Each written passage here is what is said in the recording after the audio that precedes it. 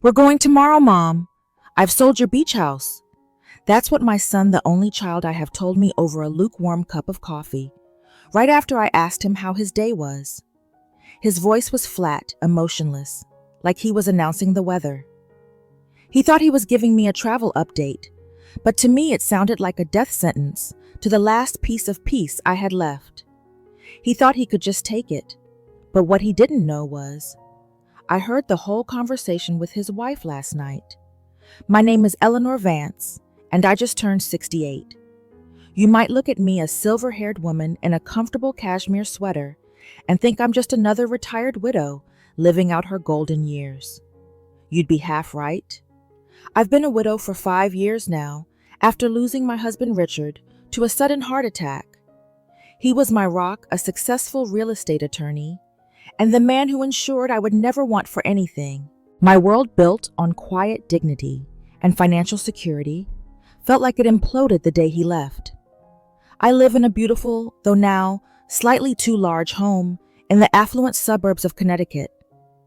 My only son, Michael, is 42. He's a charming man, a successful project manager, and the light of my life, or at least he used to be. For the past 3 years, that light has been filtered and increasingly dim by his wife, Sarah. Sarah, 38, is a high-achieving marketing executive. She's polished, relentlessly ambitious, and possesses a smile that doesn't quite reach her eyes. Our relationship. It's a delicate, increasingly strained performance. I've tried to maintain a respectful distance, but lately I feel less like a mother and more like an ATM, or worse, an obstacle standing between them and what they feel they are owed. The beach house, the one Richard and I bought to grow old in, is the latest and most painful thing they've set their sights on.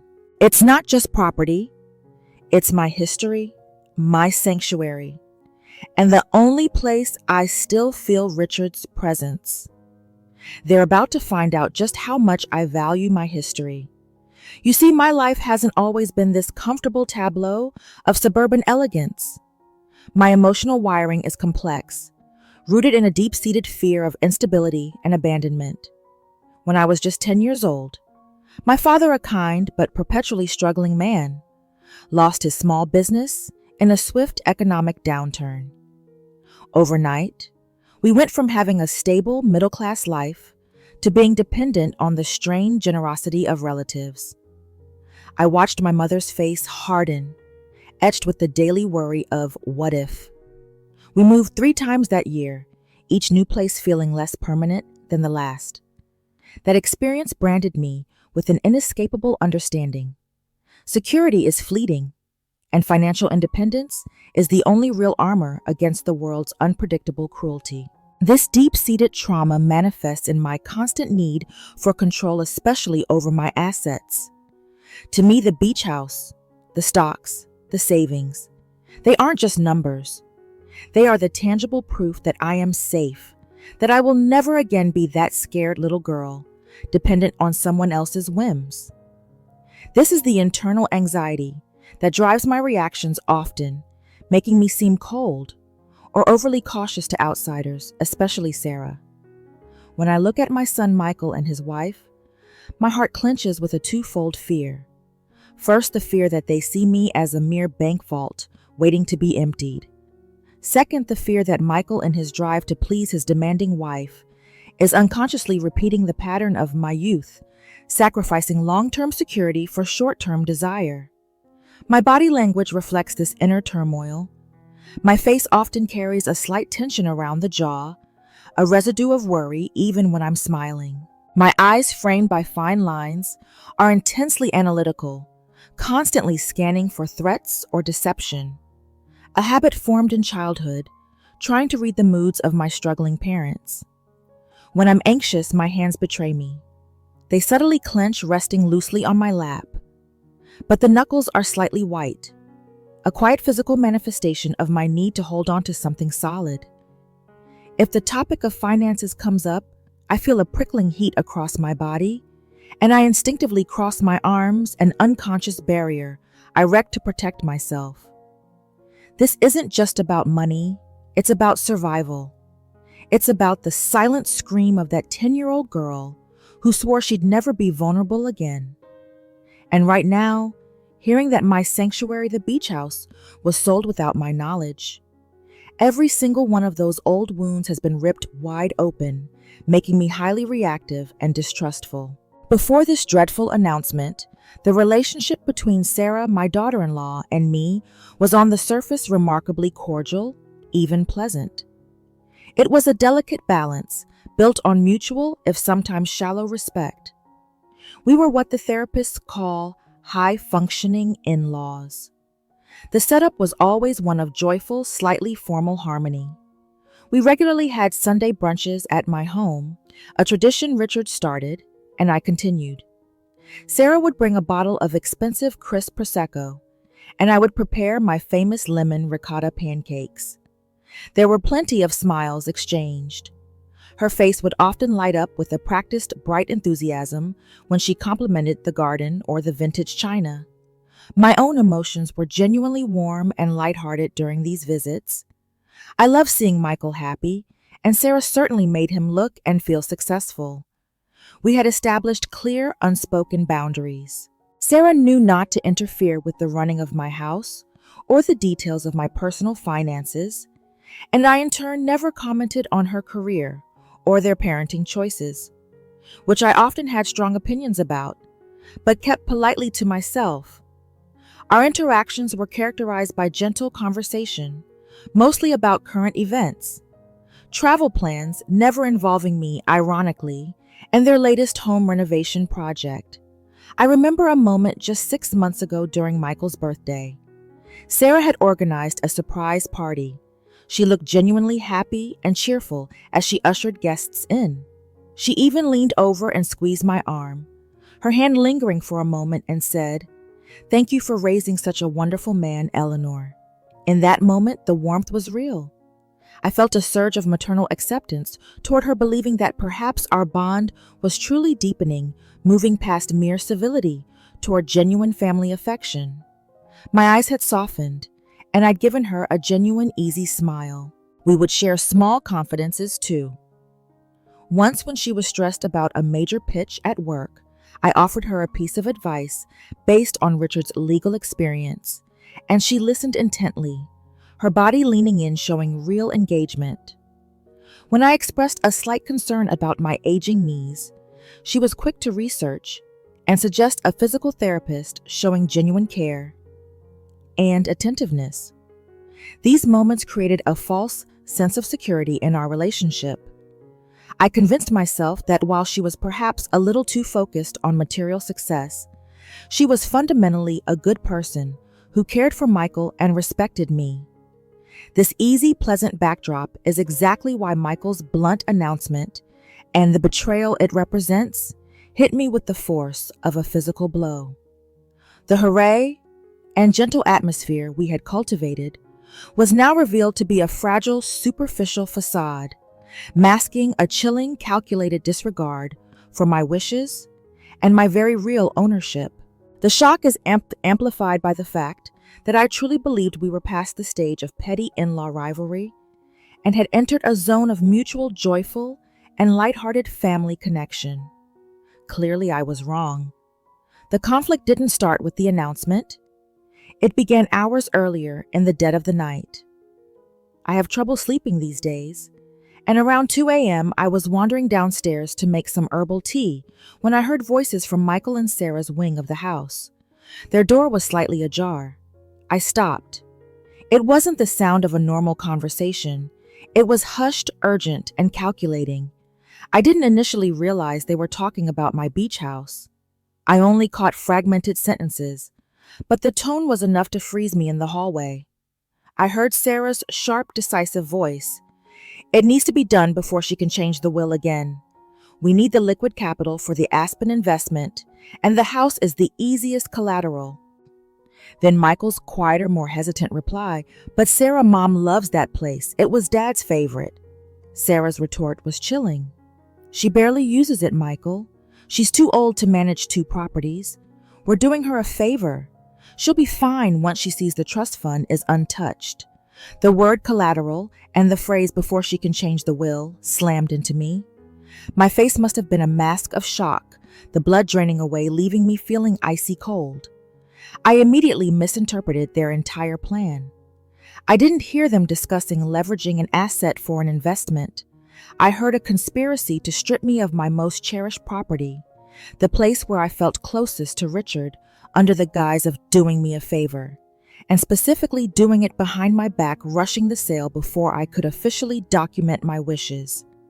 In that moment, I saw Sarah not as my daughter-in-law, but as a predator circling an elderly, vulnerable woman. My eyes narrowed, focusing into hard, burning points in the darkness.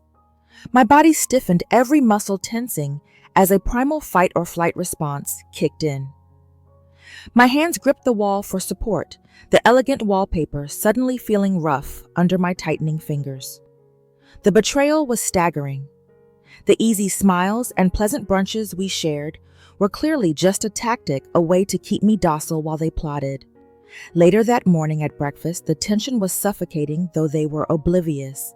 Michael was fiddling with his phone, and Sarah was overly sweet, asking me if I slept well, a question I now viewed as deeply sarcastic. When Michael finally dropped the bomb, "We're going tomorrow, Mom. I've sold your beach house," I felt a jolt of pure, cold rage mixed with the deep ache of a mother's disappointment. As he spoke, his expression was neutral, which only fueled my anger. He wasn't asking.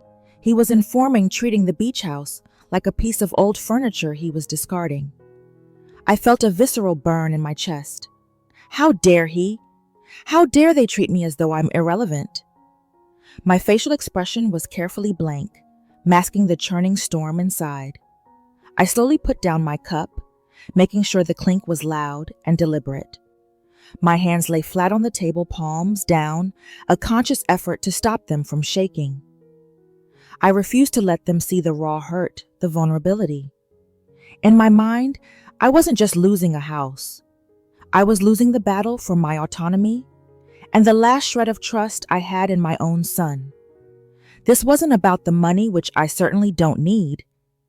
It was about the respect they had so casually discarded and the control they tried to seize. The image of Richard laughing on that porch flashed through my mind, and the memory solidified my resolve.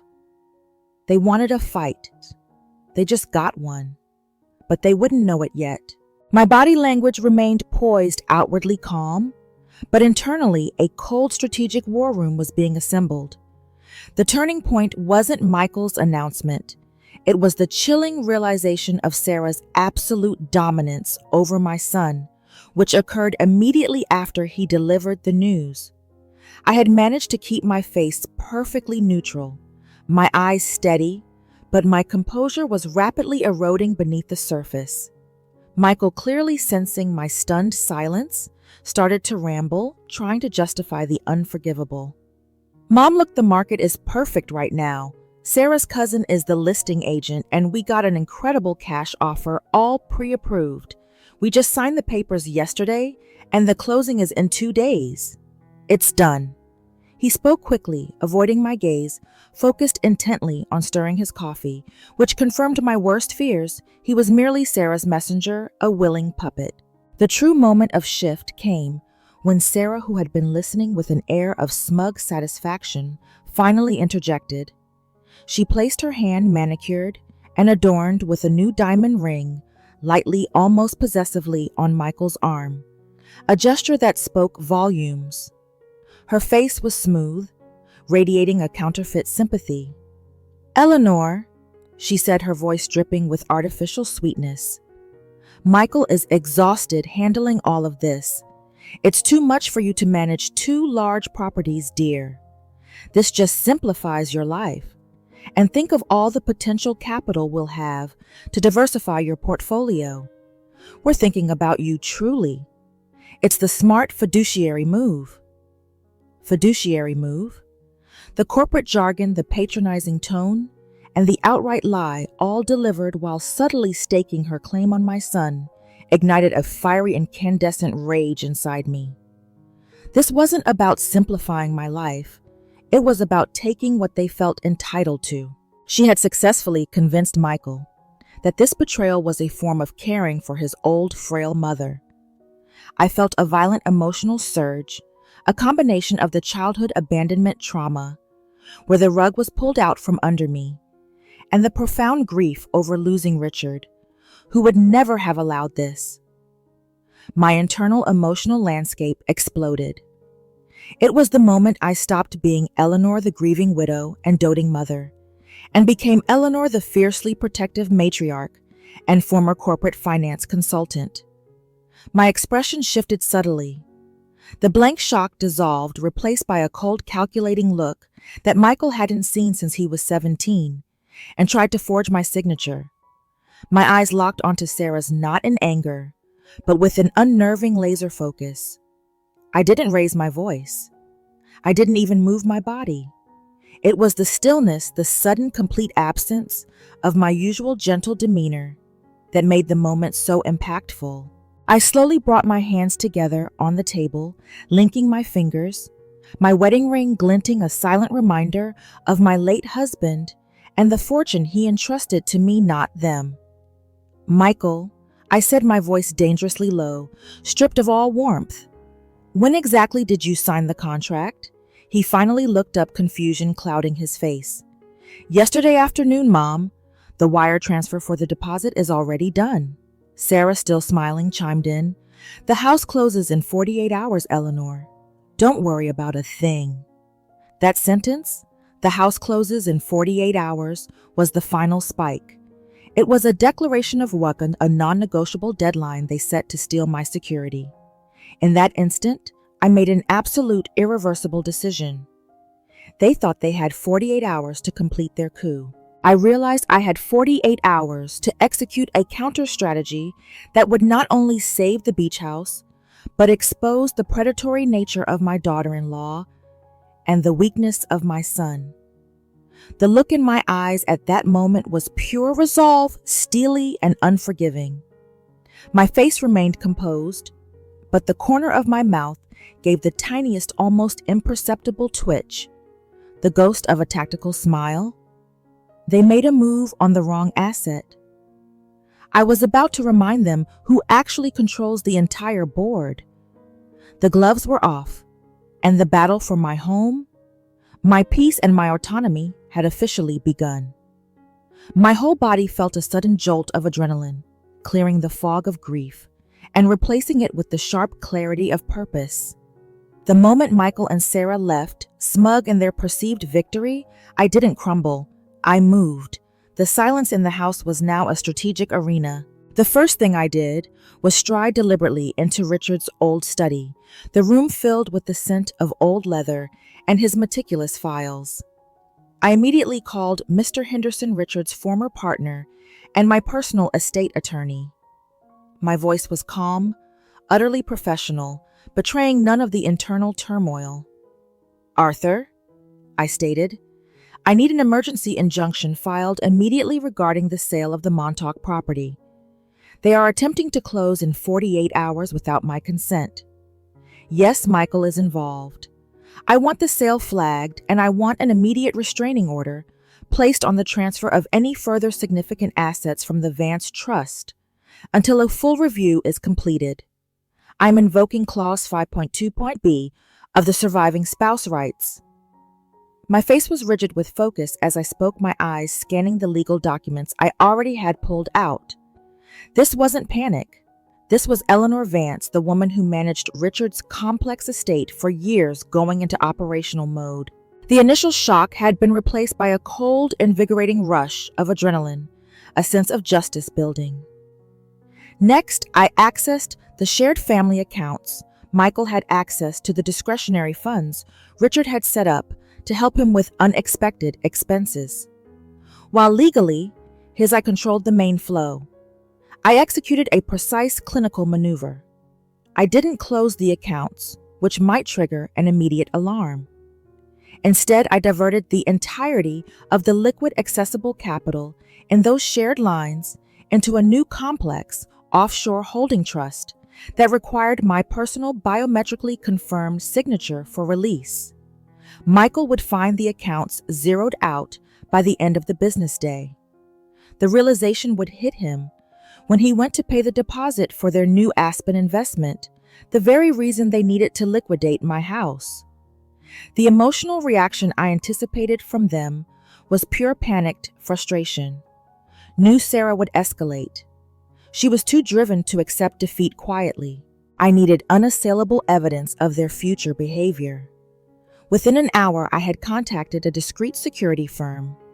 Under the pretense of upgrading my home security after a minor scare, they installed high-definition audio-enabled cameras in the common areas, focusing specifically on the entrances to my private wing and Richard's study. This wasn't about spying. This was about gathering irrefutable evidence of intimidation or manipulation, safeguarding myself legally. As the technicians worked, I felt a strange exhilaration, a suspenseful tense wait for their counter-reaction.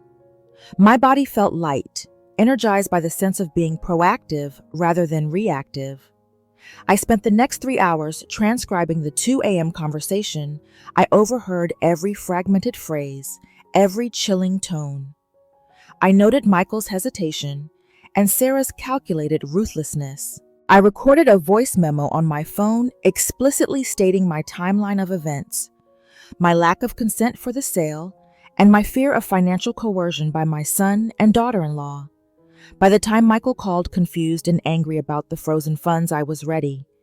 His voice was sharp, devoid of the morning's false calm. "Mom, what is going on with the accounts? I have a wire pending."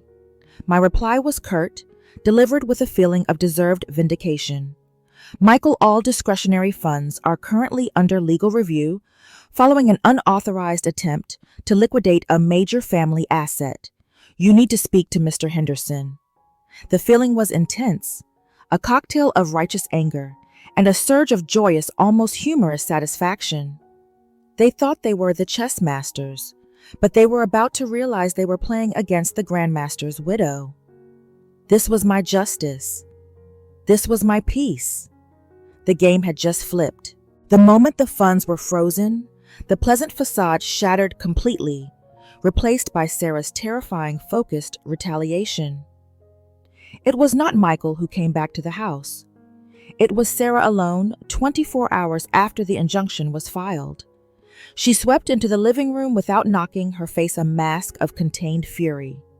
A terrifying image of an executive whose major deal had just been sabotaged. Her eyes, usually calculating, were now burning with raw, unadulterated hatred. My body tensed instantly, recognizing the danger, but I remained seated in my armchair, maintaining the posture of an immovable object. "Eleanor," she hissed, her voice low and venomous, "you have exactly 1 hour to call your lawyer and release that injunction. And the funds, you hear me?" I simply met her gaze. "The house is not for sale, Sarah, and the funds are secured. You and Michael violated my trust and my property rights." That was the trigger. Her expression contorted into a vicious sneer. She pulled out her phone deliberately, pacing toward the newly installed but subtly hidden security camera. She spoke loudly, projecting her voice, clearly attempting to create fabricated evidence. "You know what, Eleanor? I see it now. You're deteriorating. The paranoia, the reckless financial decisions. I just spoke to Michael. He's heartbroken about your declining mental state. We've all seen the signs. You can't handle your finances anymore. You're confused." She then deliberately raised her hand to her temple, shaking her head dramatically. "I'm calling Dr. Lewis, your primary care physician, and the Elder Protective Services.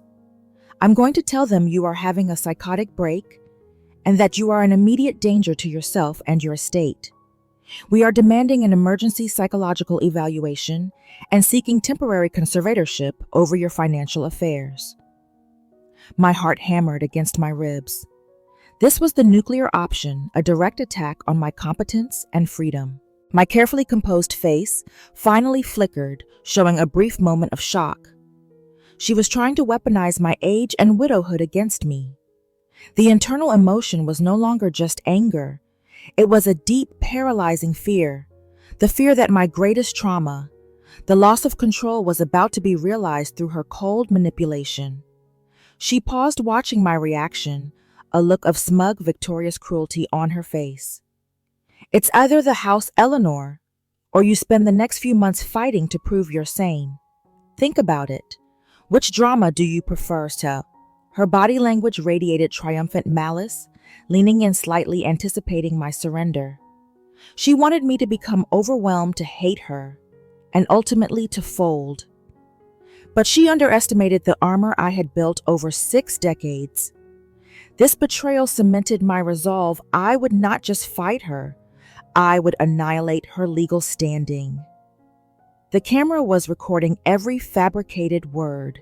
Sarah's reckless threat of an emergency conservatorship, a direct, unforgivable attack on my mental competence and freedom, was the precise, overconfident mistake I was waiting for. As she stood there, the picture of self-righteous fury, the fear I had briefly felt, was consumed by an icy, strategic certainty.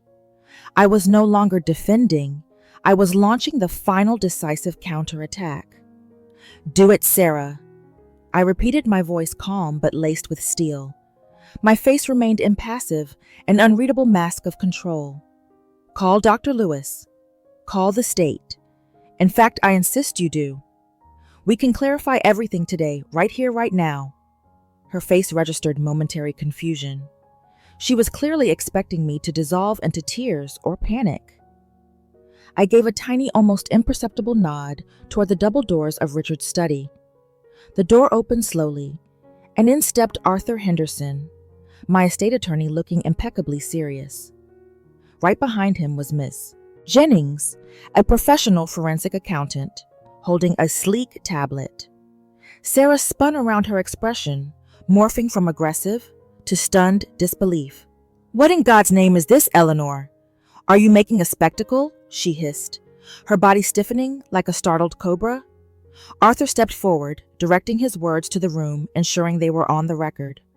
"Mrs. Vance, I'm here to confirm to Ms. Vance that the emergency injunction is filed, the Montauk property sale is blocked, and all liquid assets are secured. Furthermore, we have completed a preliminary review of all associated accounts." The accountant, Ms. Jennings, then took a step forward, her presence a cold, hard fact. "Mrs. Vance, during the expedited review, we found records that you and Michael attempted a significant diversion of funds from the joint investment account on Tuesday, 3 days before asking Ms. Vance about the house. The $50,000 was flagged, traced to a shell corporation, Phoenix Holdings, registered under your maiden name." Sarah's face drained of all color. The shock was immediate and physical. Her eyes went wide, darting desperately between the accountant and the attorney. Her hands trembled visibly. They hadn't just tried to sell my house.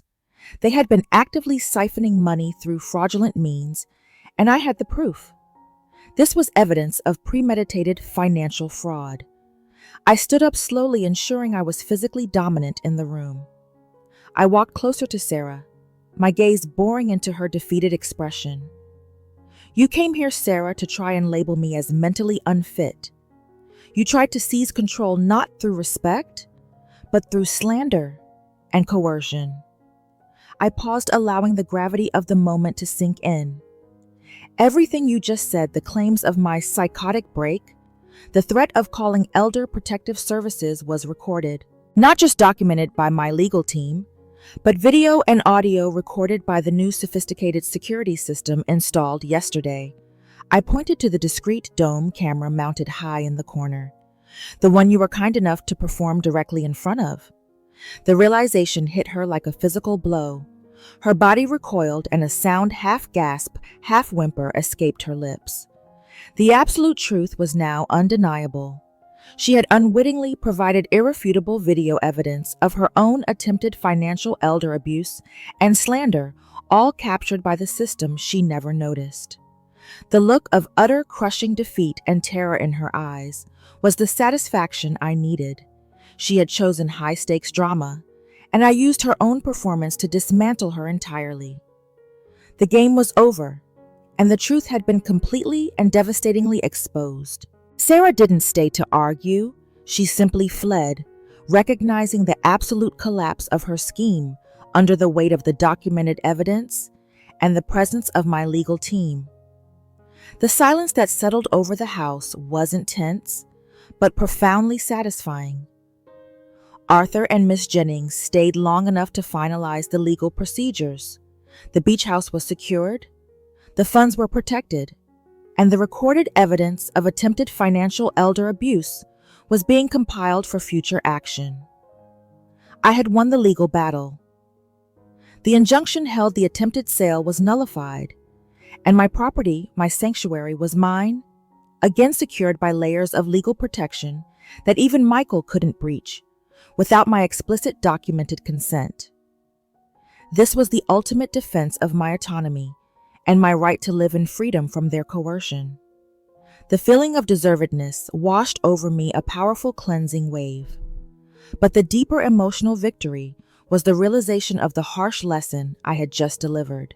Michael and Sarah had believed I was an easy target, a passive aging widow whose assets were simply waiting for their opportune moment. I had proven them catastrophically wrong. There was a moment of deep sadness for the son I thought I had raised, a boy who allowed his wife to turn him into a thief, plotting against his own mother. The betrayal was an aching pain in my chest. "I raised you better than this," a silent voice whispered, and the realization was a melancholy one. Yet this sorrow was quickly overshadowed by a profound, justified sense of accomplishment.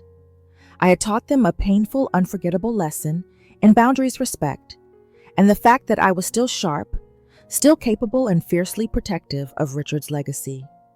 This feeling of having served a necessary, though painful, justice was unreservedly worth the fight. The very next day I acted decisively. I called the Montauk caretaker and informed him I would be moving to the beach house immediately for an indefinite period.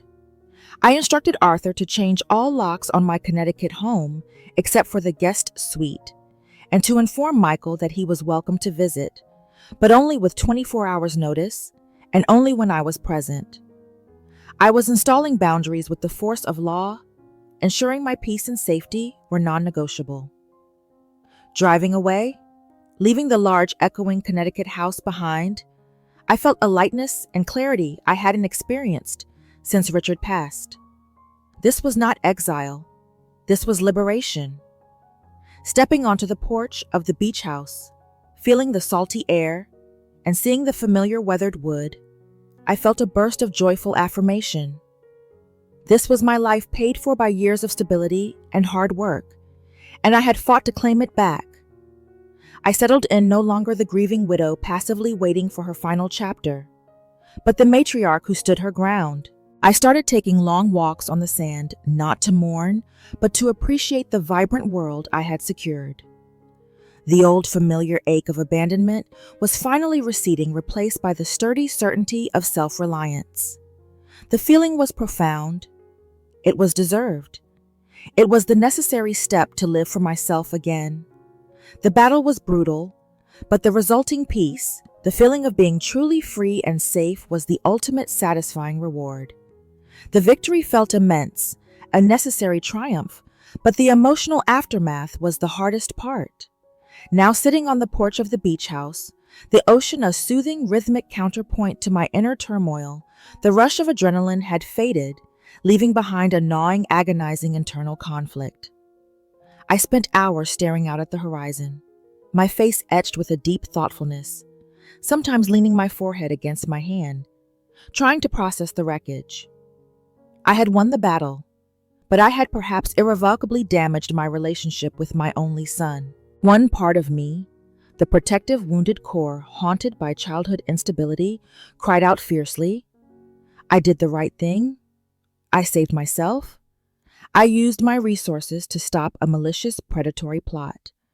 If I hadn't acted decisively, Sarah would have succeeded, potentially leaving me financially vulnerable in my old age.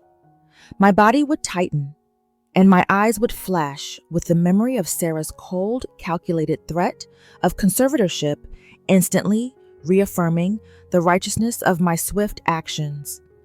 I stood up to the ultimate betrayal. That sense of self-preservation was powerful and undeniably correct from a legal and financial standpoint. But the other part, the mother, the grieving widow, was consumed by guilt and profound doubt.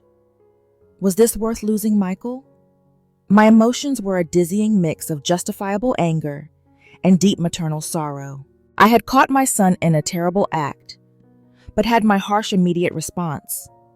The complete financial lockdown been an overreaction? Did I truly need to use the evidence of fraud against him, or only against her? Michael had been weak, yes, clearly manipulated by his ambitious wife. But was his weakness deserving of the public humiliation and the total cutoff? My expression often shifted dramatically.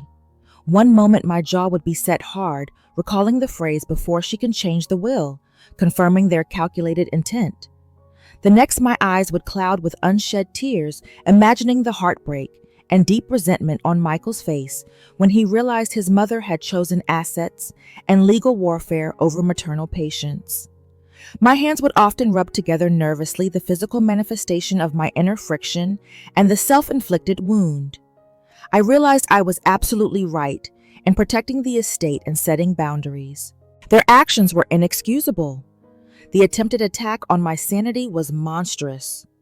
However, where I might have been wrong, or at least overly punitive, was in the swiftness and finality of the financial cutoff, without attempting a single non-confrontational conversation with Michael first. I treated him as a legal adversary, not as my son who might be deeply struggling under spousal pressure or financial duress.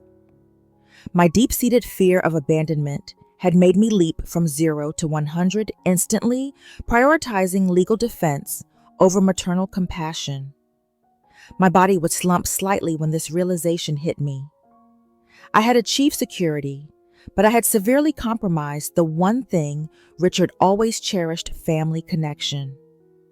I had successfully secured the past, but I had perhaps destroyed the future with Michael. This pain was acute, piercing. It was a victory that felt simultaneously necessary and deeply, profoundly costly. I had to face the difficult truth that my own trauma had blinded me to the nuances of my son's situation, forcing me to use a hammer, where perhaps a firm but gentle conversation would have sufficed for him. This was the burden of my deep emotional experience, my self-aware acknowledgement that my protective intensity while saving me was also my greatest flaw. The painful self-reflection from the conflict was necessary and unavoidable. I couldn't move forward until I acknowledged that while I was legally and financially right, I was emotionally reckless.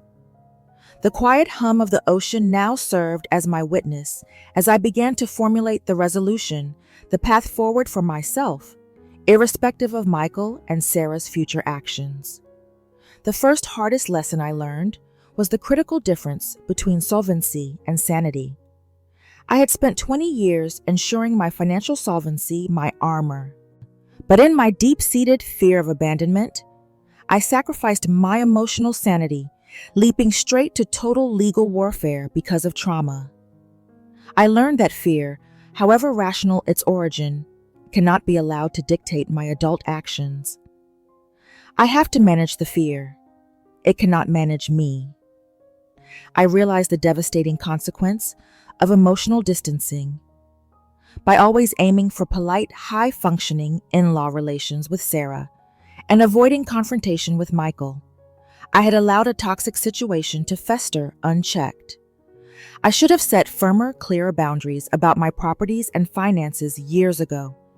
My avoidance of minor conflict paved the way for this massive betrayal, proving that I allowed my desire for surface peace to be tragically mistaken for deep-seated passivity.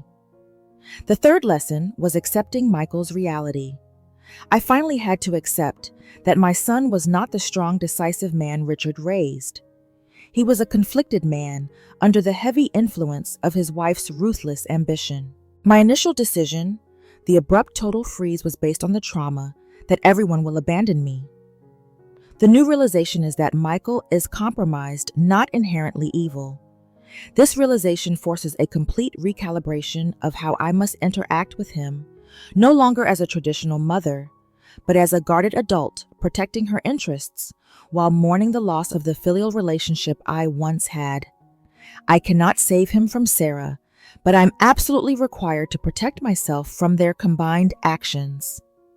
Given this new somber understanding, improving the relationship means redefining it entirely, establishing an unbreachable legal framework, and introducing a formal communication structure. First, I decided there would be no more easy access to my life or my assets. I instructed Arthur to establish a formal, irrevocable trust document detailing the exact terms of Michael's eventual inheritance, which would explicitly exclude Sarah from having any fiduciary oversight or access. This legal document, once signed, would become the new foundation of our interaction. It would remove the primary financial incentive for Sarah's maliciousness and hopefully reduce the pressure on Michael. This formalized legal protection was a required condition to safeguard myself and to remove the toxic immediate objective from their marriage. Second, I decided I would reopen communication with Michael, but only through written correspondence or scheduled phone calls. No more impromptu visits or ambushes. I decided I would write him a letter, not of accusation, but of profound disappointment and sadness, explaining that the legal actions were taken not to punish him, but to defend myself against the attempted conservatorship and documented fraud. This forced, structured communication, while painful for both of us, was an absolute required condition to prevent the relationship from dissolving completely into mere legal documents and burning resentment. Third, I had to draw a hard line for my own sanity. The money is separate from the love. I will always love Michael, but I will never trust his judgment again. This means I will not provide him with any further unmonitored financial assistance.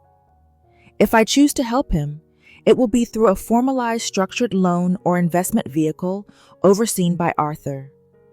This emotional detachment and stringent financial policy was an absolute condition for my own long-term peace and security. My primary flaw, which fueled the initial drastic response, was the failure to differentiate between my son's weakness and his wife's malice. My instantaneous decision to freeze all his access accounts, the hammer, was an overreach born from panic. I acted against Michael when I should have been defending myself from Sarah, which unintentionally put Michael into a worse, more desperate corner. My face crumpled with genuine regret as I considered this tactical and emotional error. I had failed to see the possibility of a gentler legal response that might have isolated Sarah without immediately alienating Michael entirely. The devastating result of this initial flaw was that I gifted Sarah an easy, manipulative narrative. Your mother chose money over you. Because I cut him off so completely and publicly, she could easily manipulate him into believing I was the cruel aggressor, cementing his resentment and driving him further away. The emotional requirement to mitigate this failure from defining my future is to apologize to Michael for the method of the financial cutoff, even while standing firm on the necessity of the legal action. I must acknowledge the trauma I caused him, even if his actions warranted a defense. This apology is not a sign of weakness, but a recognition of my own humanity and an attempt to keep the door barely ajar. My eyes now look forward with clear resolve. The situation is irrevocably damaged, but not wholly unsalvageable. I must proceed with the clinical protection of a lawyer, but with the mindful emotional awareness of a mother. The path forward is one of heavily guarded hope secured by ironclad documents. This new structure, hard boundaries enforced by law, is the only way to safeguard my future and potentially allow a fragile new version of the mother-son relationship to survive. It is a necessary, albeit difficult, condition for my long-term emotional and financial survival. Sitting here surrounded by the quiet certainty of the ocean and the secure walls of my beach house, The greatest takeaway from this brutal experience isn't about legal strategy, but about profound personal truths that I believe every adult, especially my audience in America, who values independence and family, needs to internalize. The first essential moral is the absolute necessity of boundaries clearly defined and rigorously enforced. I realize now that my initial desire for peace led to ambiguity, and ambiguity is a welcome mat for exploitation. The mistake wasn't in having assets. The mistake was in not treating those assets and my personal space with the firm respect they deserved from the start. To my audience particularly, those dealing with adult children or difficult in-laws, you must establish your lines in the sand, and when they are crossed, the consequence must be swift and proportional. Your independence is not a luxury. It is your fundamental right in retirement, and allowing others to chip away at it is an act of self-betrayal. Do not wait for a crisis like mine to draw your boundaries.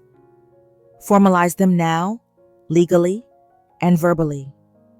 My own face often carried a subtle expression of passive tolerance, which they mistook for weakness. I should have used my hands to draw a firm line much earlier. Secondly, I learned about the vital role of communication, but with an emphasis on documentation. The moment I realized they were talking about collateral and changing the will, I should have initiated a formal documented discussion instead of immediately jumping to total legal warfare. However, the conflict revealed a deeper truth. When money is involved, words often fail. My greatest defense wasn't my anger. It was the recording of Sarah's own manipulative words and the forensic tracing of their financial fraud. The lesson here is dual. Always attempt honest communication, but always back it up with hard evidence and legal clarity. Trust is a gift, not a given, especially when large estates are involved. Secure your papers, update your will, and ensure your children and in-laws understand your legal structures before you are vulnerable. Don't hide your plans, formalize them. My eyes had to learn to look for proof, not just trust what my heart wanted to believe. Finally, the most painful but crucial message is the importance of empathy, even when facing betrayal. When I first reacted, my decision was driven purely by the fear of abandonment and loss of control, my trauma speaking louder than my maternal heart.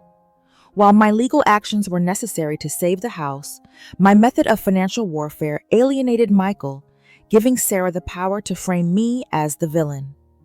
The lesson is this: when dealing with family, differentiate between the manipulator and the manipulated. Had I shown Michael empathy for the desperate position his wife put him in, even while legally blocking their actions, the residual relationship might be less damaged. Empathy doesn't mean being a doormat. It means understanding the emotional landscape so you can choose a strategic response that protects your assets while leaving a small emotional pathway for reconciliation, even if that path is heavily guarded by an attorney. This experience forced me to look inwards and acknowledge that my greatest fear, losing control, almost made me lose my son entirely. You must manage your fears, or they will cost you everything. My hope for my audience is that they can use my agonizing experience as a blueprint.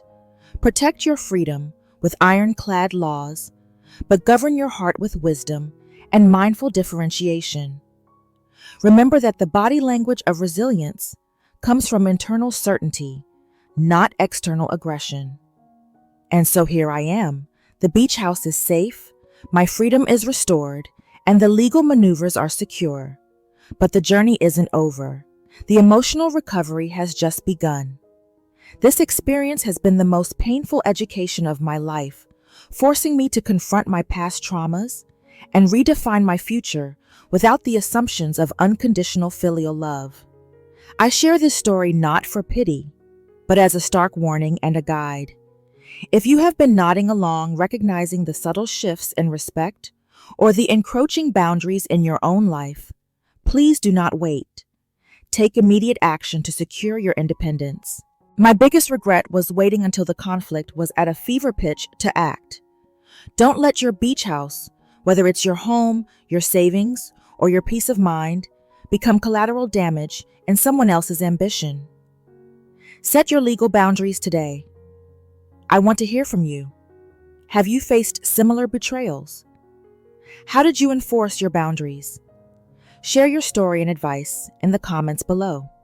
Your experiences are invaluable to others navigating these difficult family dynamics. If this story resonated with you and gave you the clarity to act, please like this video, subscribe to my channel, and share this message with others who need to hear it. Stay vigilant, stay secure, and join me next time as I discuss the difficult emotional steps of reestablishing communication with Michael under the new heavily guarded framework. Thank you for listening.